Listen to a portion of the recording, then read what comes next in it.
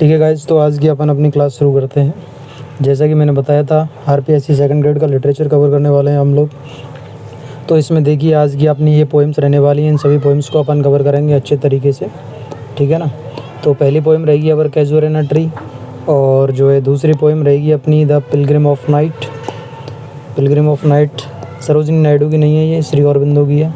और एक रहेगी the night of the scorpion Nissim Ezekiel की, एक द बस कोलतकर की, और the mother at my mother at 66 Kamala Das की। तो ये सारी पोएम्स अपन फटाफट से डिस्कस करते हैं। एग्ज़ाम टाइम है, मैं थोड़ा फास्ट ही चलूँगा, ठीक है ना।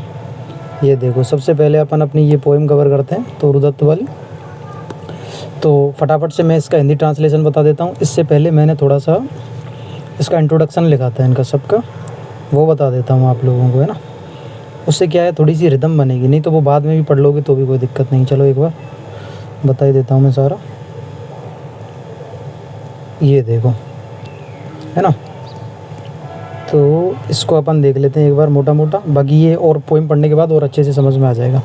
जैसे देखो, ये अपनी अवर कैजुअल ट्री तोरू दत्त की है। ये दिख नहीं रहा होगा आपको, मैं लिख देता हूँ इधर।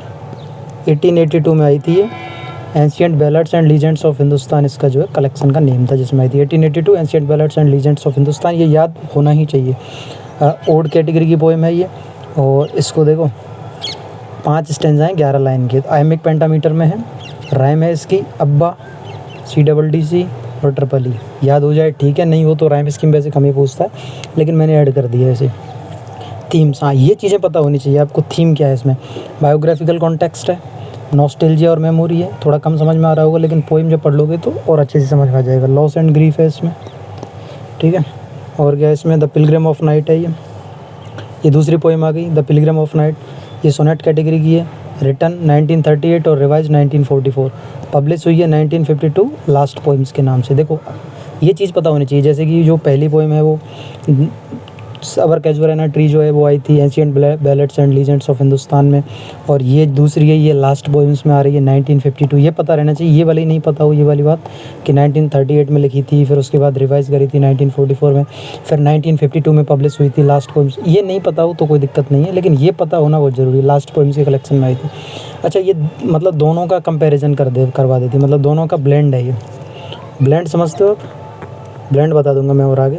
वैसे क्या है, मैं उलझ जाता हूँ इन चीज़ों में। अब जैसे ब्लेंड बताने लग गया मैं तो 1-2 मिनट खराब हो जाएंगे आपके, लेकिन फिर भी मैं कोशिश करूँगा जल्दी से इसको ब्लेंड को भी बता दूँ। तो इसमें पेट्रार्कन सनेट और शेक्सपियरन सनेट दोनों के जो एलिमेंट है देखने को मिलते हैं। राइम स्कीम की अगर बात करोगे तो आपकी जो ये राइम स्कीम है, ये A B C D E F G G, ये कौन सी राइम स्कीम है? ये शेक्सपियरन सनेट, इंग्लिश सनेट वाली राइम स्कीम है।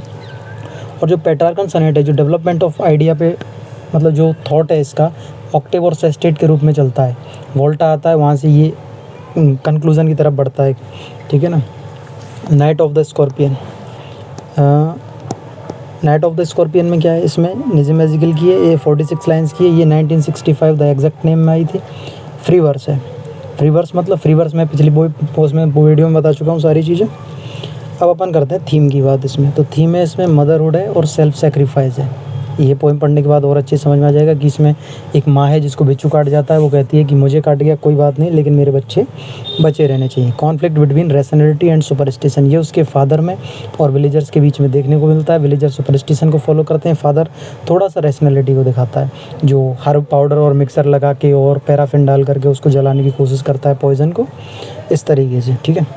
अब आती है आपकी द बस। बस किसकी है? अरुण कोलतकर की पोएम है। जेजूरी में आई थी, बिल्कुल। जेजूरी मैग्नम ओपस के रूप में जाना जाता है। कहाँ है, इसमें नहीं लिख रहा क्या? लो मैं लिख देता हूँ, मैग्नम ओपस है ये इसका। मैग्नम ओपस होती है किसी भी राइटर की जो है सबसे बड़ी रचना जो होती है वो मैग्नम ओपस कहलाती है। जैसे T.S. एलियट की द वेस्टलैंड मैग्नम ओपस है, और मिल्टन का पैराडाइज लॉस्ट उसका मैग्नम ओपस है। तो इस तरीके से मैग्नम ओपस चलते हैं अपने, है ना। पहली ही पोएम है, टोटल 31 पोएम है जेजूरी में। खांडोबा टेम्पल की यात्रा जो महाराष्ट्र में है, 1976 में आई थी, और अगले ही साल 1977 में कॉमनवेल्थ पोएट्री प्राइज जीत चुकी है। 25 लाइन की पोएम है, इरेगुलर लाइन लेंथ है, इरेगुलर वर्स है। इसमें क्या दिखाया गया है? हाँ, थीम इंपॉर्टेंट है, थीम सबके याद रखने। ब्राह्मणिकल पावर है, रिलीजियस हाइपोक्रेसी है, ब्लाइंड फेथ दिखाया गया है, ठीक है। अब तक मैंने 4 पोएम बताई हैं, मैं सबका एक बार खुद से और बता दूंगा। Publish in 1999, the year in which Kamala Das adapted Islam, a personal autobiographical lyric in free verse mirroring the flow of thought, ठीक है ना। तो 1999 में आती है माई मदर, और ये आती है पोएम्स नाम के कलेक्शन में आती है। और इसी साल में यानी कि 1999 में इस्लाम को अपनाया था उसने, और इसी साल ये पोएम आई थी। और फ्लो ऑफ थॉट दिखाया गया है, पूरी पोएम एक सिंगल सेंटेंस है, पंक्चुएट करा गया है बस कॉमास के द्वारा, कोई राइम स्कीम है नहीं। आयम्बिक ट्रॉकेक मीटर चलता है इसमें, ये आयम्बिक ट्रॉकेक पेंटा डेका हेक्सा सारे मैं बता चुका हूँ बिल्कुल। थीम है universal anxiety of lodging a parent, बिल्कुल वो जाती है गाड़ी में अपनी माँ को देखती कि माँ वृद्ध हो गई है, माँ मुझसे बिछड़ जाएगी, इस तरीके की बातें उसमें चलती हैं सारी की सारी, ठीक है ना। और अपन देखते हैं आगे, ये एक और बच जाती है अपनी पैब्लो नेरूडा की। पैब्लो नेरूडा है, कीपिंग क्वाइट की बात करते हैं। ये क्या बात करते हैं, रियल नेम है नेफ्ताली रिकार्डो रियल बेसाल्टो, ये इसका रियल नेम है जो है। स्पेनिश में ये एक कोलार्स नाम से आई थी ये पोएम, और ये एक्स्ट्रा वगैरह कलेक्शन था 1958 में। फ्री वर्स में है ए कॉल फॉर ग्लोबल पीस, बिल्कुल शांति चाहिए, पोस्ट वर्ल्ड वॉर की है जो आफ्टर मैथ ये लिख रहा है देखो, in the after math of world war second के बाद में आई थी। ग्लोबल इंट्रोस्पेक्शन और साइलेंस की थीम है इसमें, कि अपन सारे के सारे शांत कैसे रहें, अपन अच्छा कैसे कर सकते हैं जो है, ठीक है। रियल नेम हो गया ये नेफ्ताली। अब मैं बताता हूँ देखो, एक बार इन शॉर्ट बता देता हूँ सारी चीज़ें, यहीं की यहीं रिवीजन हो जाएगा। देखो एक पोएम पढ़ी हमने, किसकी पढ़ी थी, तोरू दत्त की पढ़ी थी। तोरू दत्त की का क्या नाम था, पूरा नहीं लिखूँगा, थोड़ा सा लिखूँगा। अवर कैजुरेना ट्री थी, ठीक है, कैजुरेना ट्री। और इसमें क्या बताया गया है, इसमें नॉस्टैल्जिया है, होम सिकनेस वाली थीम है, वो याद कर रही है जर्मनी में अपने उसको पेड़ को, और पढ़ेंगे जब और समझ में आ जाएगा। नॉस्टैल्जिया होम सिकनेस वाली बात है, कब आई है, 1882 में आई है। और कौन सा कलेक्शन था, ancient ballads and legends of Hindustan करके, ठीक है। दूसरी पोएम मैंने किसकी बताई, दूसरी थी द पिलग्रिम ऑफ नाइट, ठीक है, नहीं थी, पिलग्रिम ऑफ नाइट में क्या मामला है, वो ये डार्क एबिस से वो जाता है ईश्वर के पास तक, डार्क एबिस से लेकर के और गॉड से मीटिंग तक की बात है, ठीक है। और दूसरा ये 1938 में लिखी गई थी, 1944 में इसमें जो है रिवाइज़ करी गई थी, 1952 में ये आ जाती है, ठीक है। इसके कलेक्शन का नाम ये हो गया, इसके कलेक्शन का नाम है लास्ट पोएम्स। उसके बाद हमने पढ़ी थी एक दबस का क्या मामला है, दबस उसकी है अरुण कोलतकर की है, और कोलतकर भाई साहब क्या करना चाहते हैं इसमें, जेजूरी में आई है, ठीक है। जेजूरी में 31 पोएम है, पहली ही पोएम कौन सी है, ये दबस है। ये महाराष्ट्र में खंडोबा टेम्पल की यात्रा है जेजूरी जो है। और क्या है इसमें, और ये जो है ये आई है भाई साहब आपके 1976 में, 1977 में एक प्राइज़ जीत लिया, कॉमनवेल्थ पोएट्री प्राइज़, ठीक है। और क्या बताया मैंने, और मैंने बताया उसको अरुण कोलतकर हो गया आपके। और नाइट ऑफ द स्कॉर्पियन, बिल्कुल नाइट ऑफ द स्कॉर्पियन कब आई है, नाइट ऑफ द स्कॉर्पियन आई है आपके 1965 में। कलेक्शन का नाम क्या है, द एग्जैक्ट नेम है कि नहीं है, निजे मैजिकल की है, मदरली कंसर्न दिखाया गया है, रैशनलिटी और वो दिखाई गई हैं चीज़ें, ठीक है। और एक है अपनी द पिलग्रिम ऑफ नाइट हो गई, द बस हो गई पैब्लो नेरूडा की। पैब्लो नेरूडा का रियल नेम भी मैं आप लोगों को बता चुका हूँ। और इसका ये एकोलार्स नाम से आई थी, जो है स्पेनिश भाषा में आई थी, सारी बातें तो मैं बता चुका हूँ, ठीक है। अब अपन चलते हैं पोएम को one by one upon analysis कर लेंगे, देख लो और देख लेना। ये माई मदर 1999 में ये बताई थी मैंने, सारी बता दी मैंने, ठीक है। अब हम चलते हैं one by one, Hindi translation देख लेते हैं इनका। और आपने पहले पढ़ी हुई हैं, नहीं पढ़ी हुई हैं, कोई दिक्कत नहीं है, रिवीजन हो जाएगा। पहले पढ़ी हुई है, नहीं पढ़ी हुई है तो अभी पढ़ लेना अच्छे से, ठीक है। शुरू करते हैं। देखो पहली लाइन है, लाइक अ ह्यूज पाइथन, पूरी बात बता चुका हूँ। तोरू दत्त जर्मनी में बैठी बैठी अपने पेरेंट्स को या उसको अपने भाई बहन, देखो ये मर गई थी ट्यूबरकुलोसिस से, और ये क्या मर गई थी, इसके सारे ही भाई बहन मर गए थे। और ये ट्यूबरकुलोसिस से जो है अर्ली डेथ के चक्कर में, अर्ली डेथ के कारण ही, because of early death she is compare to किसके साथ कंपेयर करते हैं इसको, जॉन कीट्स के साथ करते हैं। कीट भी जल्दी मर गए थे अपने भाई साहब, और ये भी मर गई थी। और इसके सारे ही भाई बहन जो आरू, अब्जू और तोरू, ये इस तरीके से नाम है उनको, सारे ही ट्यूबरकुलोसिस से मरे थे। अच्छा मैं एक चीज़ भूल गया, वो ब्लेंड बता रहा था मैं, तो ब्लेंड और पोर्टमैंट्यू ये होता है दो चीज़ों का मिक्सचर, ठीक है। अगर मैंने पार्ट्स ऑफ स्पीच पढ़ा है तो उसमें बताऊंगा तुम्हें ज़रूर कि ब्लेंड वर्ड क्या होता है, कॉम्प्लेक्स वर्ड क्या होते हैं, कंपाउंड वर्ड क्या होते हैं, और इन्फ्लेक्शनल वर्ड क्या होते हैं। काफ़ी तरीके के वर्ड चलते हैं, बहुत डिटेल में है पढ़ने को, ठीक है। तो इसमें आते हैं, जैसे एक वर्ड चलता है आपके स्मोक, तो ये स्मोक जो वर्ड है ना, ये फॉग और प्लस स्मोक से मिलकर बना है, ठीक है। ये है ब्लेंड या पोर्टमैंट्यू, उसी तरीके से वो है ब्लेंड है, फॉग और स्मोक हो गया इस तरीके से। ऐसे एक चलता है ब्रंच, ब्रंच होता है ब्रेकफास्ट प्लस लंच। अब चलो ये काम का नहीं है फिर यार, छोड़ो इसको, है ना। पर इतना मैंने बता दिया, ब्लेंड या पोर्टमेंटी होता है कुछ, ये मैंने बता दिया। ट्यूबरकुलोसिस से उसकी डेथ हो गई थी, ठीक है। पोएम पे आते हैं अपन। एक तो खुद को लिमिट करना बहुत मुश्किल काम है इस दुनिया में सबसे। जैसे अभी आपको सिलेबस पता है लेकिन आप पढ़ कुछ और ही रहे हो, तो ये थोड़ा सा मुश्किल काम है, लेकिन कोशिश करोगे तो हो जाता है, करने से होता है।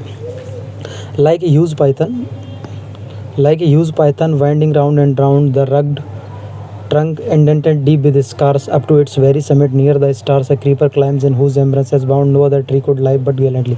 ठीक है, तो इसकी तुलना कर दी है। ट्री है एक, ऐसे मान लेता हूँ मैं, ये कोई ट्री है, ये अपना वही ट्री है जो तोरू दत्त अपने उसमें वर्णन कर रही है, ठीक है। ये पहले ही सिमली आ गई है यहाँ पे। लाइक ए ह्यूज पाइथन होता है अजगर के जैसे।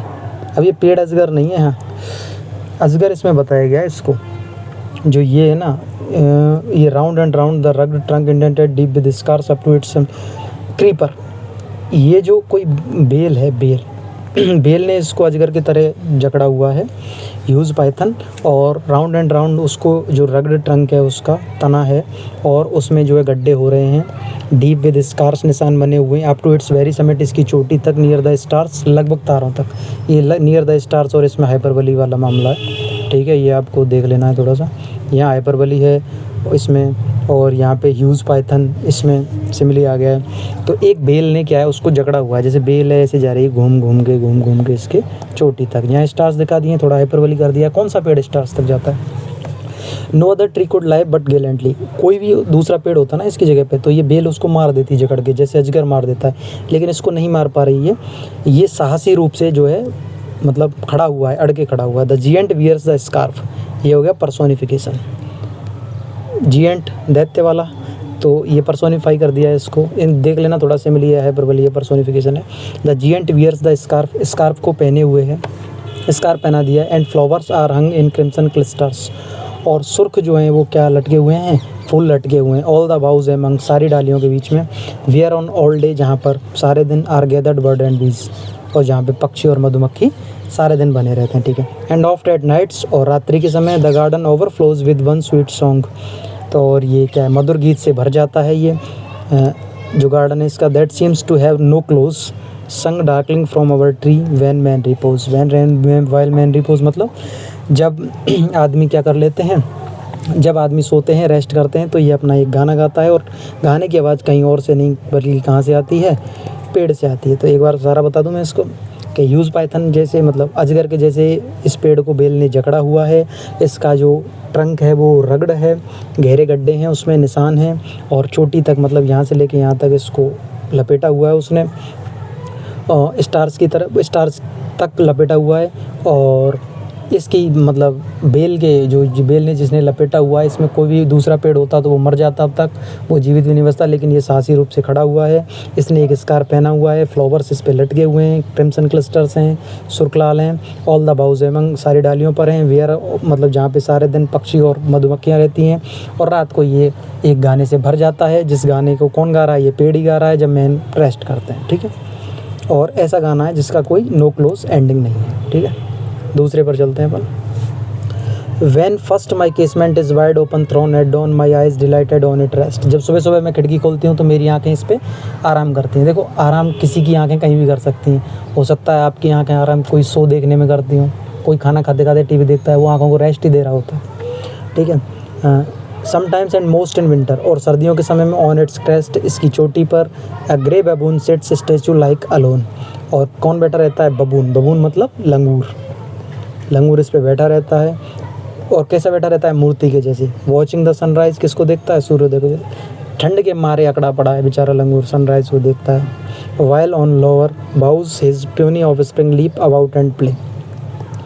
लीप अबाउट हो गया इधर उधर, और जबकि उसकी मतलब सबसे ऊपर की चोटी पर तो कौन बैठा हुआ होता है? जब मैं सुबह खिड़की खोल के देखती हूँ तो उस पर लंगूर बैठा होता है जो ठंड से अकड़ा पड़ा है, और वो सनराइज़ को देखता है। और उसकी नीचे की डालियों पर क्या है? उसके छोटे मोटे बच्चे और क्या करते हैं? ऊधम मचाते रहते हैं। And far and near कोकलास hello the day. और हर जगह क्या होता है?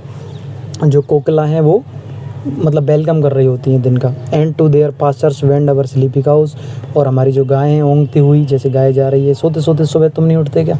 छोटे बच्चों को देखा करो, जैसे किसी बच्चे को सुबह सुबह टॉयलेट लगी है, अब उसको उठ के टॉयलेट जाना पड़ रहा है, फिर देखो उसकी आँखें मिचती हैं, कभी खोलता है कभी बंद करता है, ऐसे एक आँख से चला जाता है और बेचारा टॉयलेट करके आके वापस अपने बिस्तर पर पड़ जाता है जो है। तो ऐसी बात है। And in the shadow on the broad tank cast by that whole tree so beautiful and watch the water lilies spring like snow enmassed. और क्या है इसमें, गाय जा रही हैं अपने चारागाहों की तरफ सोते सोते, और इसकी छाया में ए ब्रॉड टैंक कास्ट, इस टाइप का कोई, देखो मैं यहाँ बना रहा था ना डायग्राम, यहाँ पे कोई टैंक है जिसमें पानी भरा हुआ है और उसमें लिलीज़ के फूल, लीजिए लिलीज़ खिले हुए हैं, ऐसा लगता है कि वो बर्फ़ है, सफ़ेद हैं तो बर्फ़ जैसे लगते हैं। By that whole tree so beautiful and vast, ये जो इतना बड़ा विशालकाय पेड़ है इसके नीचे, ठीक है। और